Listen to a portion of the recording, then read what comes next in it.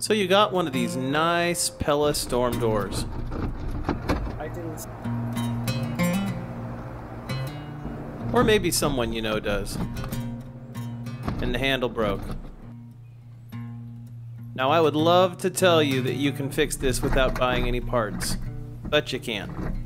You do have to buy a part, and I suggest you buy the genuine Pella part, which isn't that expensive. Now you don't need a new handle, you don't need a new lock, all you need is the Mortise latch.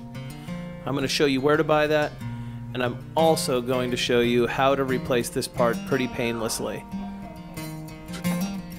Now I like using my drill for everything, but for something like this, I'm going to use an actual screwdriver, just to not strip things out and to feel how tight things are getting tightened. I pulled those two inside screws from the plate, but now I need to get the handle off. That takes a 1/8 inch Allen key. You can get a super long key, or you can just get some drill bit extensions and get this bit. I suggest doing the bit. This is the only thing I used the drill for.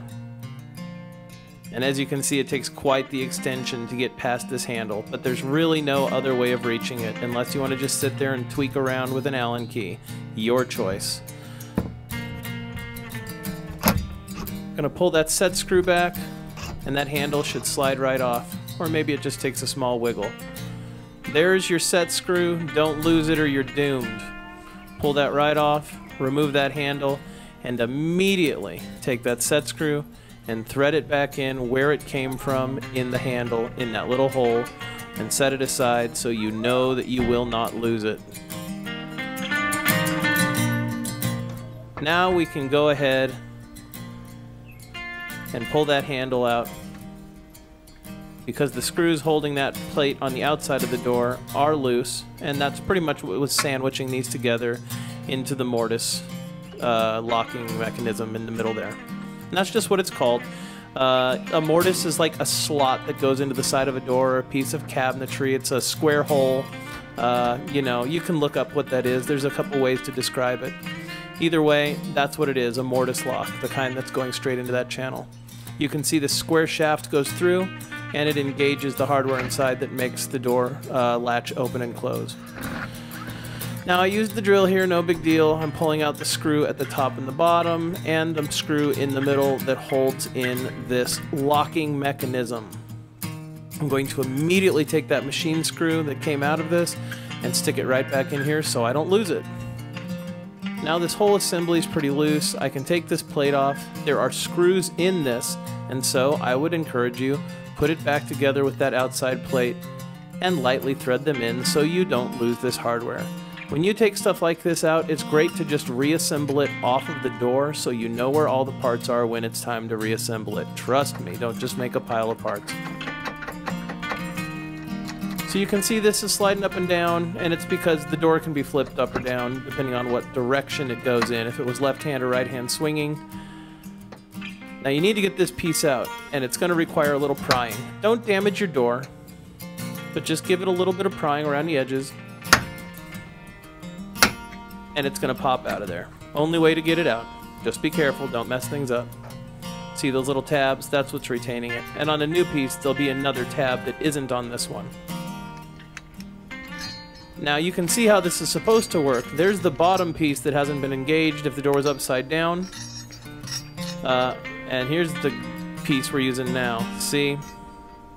Let me see if I can get a shot of this. It's going to be difficult, but it may help you visualize what's going on here so you can trust me, you can't fix this part. It is just not worth even trying.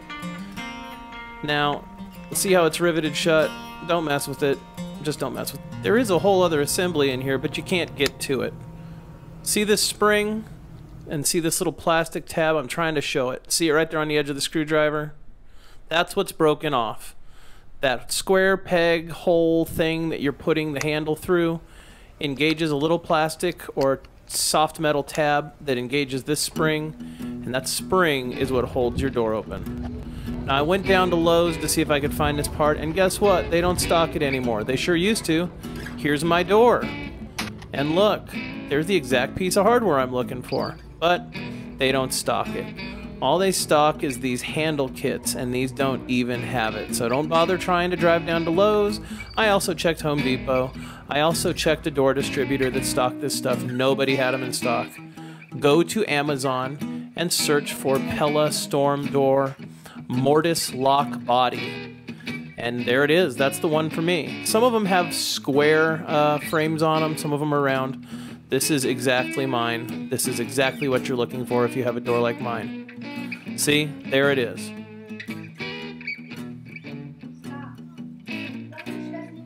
And if you go down to the description, you'll even see Pella brand. That's great. We're sure we're getting a quality part from Pella the way it's intended to be used. No need to use an aftermarket part. Why bother? The aftermarket parts were actually more expensive and made by a company I'm not sure I can or can't trust. Throw it in the cart. Now, clean your work area. While you've got this handle off, you can get all that gross little scum that acquired over it for years.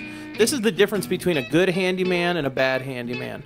A bad handyman will just show up, do the work, and walk away. A good handyman will prep the area to make sure that the work's done nice and clean and looks good when he leaves because he actually cares about the product he leaves in your house. Here's the new part. Showed up from Amazon, looking good. And we're going to just get right to installing this. Came with some new hardware as well. Just use that. Don't bother reusing the old hardware. This stuff's nice and clean and freshly powder coated. First thing we're going to do is make sure we set it up just like the old one. Make sure that that little guy is striking in the correct direction. It's going to hit your door frame and striker. We're going to start trying to put it in. Now remember what I said when we took it out. We had to pry to get it out. This is even harder. This new Pella part has this little triangle thingy here, and you need to get it in the door. Now you can pry and pry, you can try to squeeze, you can try to bang it, but you're gonna break it. Now I would suggest a specific type of movement for this. You can pry, but you're going to be prying quite ridiculously on this, and you may not get it in. The easiest way for you to give the spacing is stick it in there and twist the screwdriver. As you can see, it's prying open, but I'm not putting weird pressure on the plate, and I'm not putting weird pressure on the door frame. Yeah. That twisting motion's really where it's at. It's going to take you a little while. I edited a lot of time out here, but you'll get it. Go ahead and slide that thing up. You'll know where it's supposed to be because the lock hardware hole will line up, and that top handle hole will line up as well, and any old scratches or placements, you'll see it just lines right over them. Very first thing, put that top screw and retain it in place. I used this little drill, not an impactor, very low power, won't strip out the screw, won't strip out the head. I would also just suggest use a hand screwdriver for that.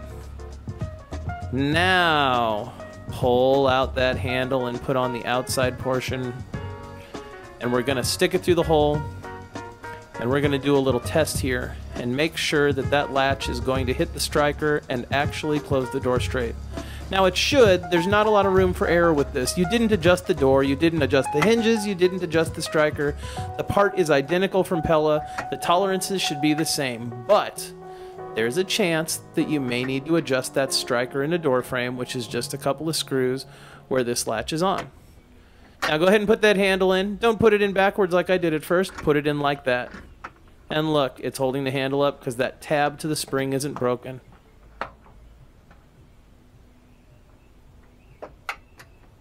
Nice soft shut. You're going to want to adjust your hydraulics at the top of the bottom of the door if it isn't quite shutting, but adjust them so that it's a nice soft shut like that. Nobody likes to hear the screen door slamming. There's the bottom one, there's the top one. They've both got adjustment knobs on them. You can literally feel and kind of hear which one is working harder. Try to get a balance between the two and get that door shutting soft. Not so soft that it doesn't latch, but not so hard that it slams. We're going to add this inside plate back on. Make sure you do the brushed side out instead of just the black side. Might as well get the finish that you paid for. Take your time lining up these screw holes. It's a pain. You're going to be looking through. You're going to try to catch it. It's kind of a stinker.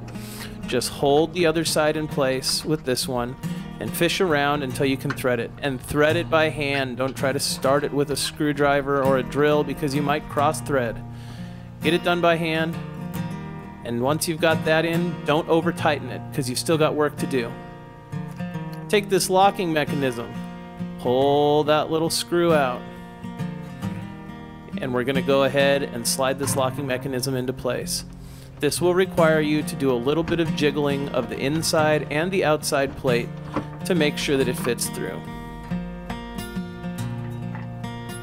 Now once that fits through, go ahead and take that white machine screw and use the new one they sent you because the powder coating's clean. Put it in the hole, line that lock up, and start threading it by hand. Don't just hit it with a drill or a screwdriver and cross thread it. Once you've got it threaded by hand, hit it with the screwdriver, get it in there, and once that screw's bottomed out, give it about a quarter twist. Don't strip out the screw head, but make sure you can feel that metal just kind of bite in and grab in there so that screw's not going to fall out.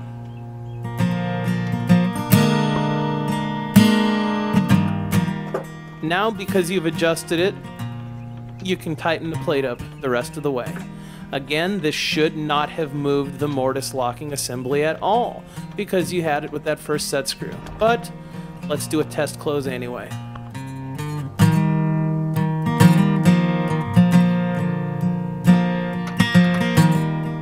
Looks pretty good, feels pretty good. Let's put that bottom screw in. Again, by hand.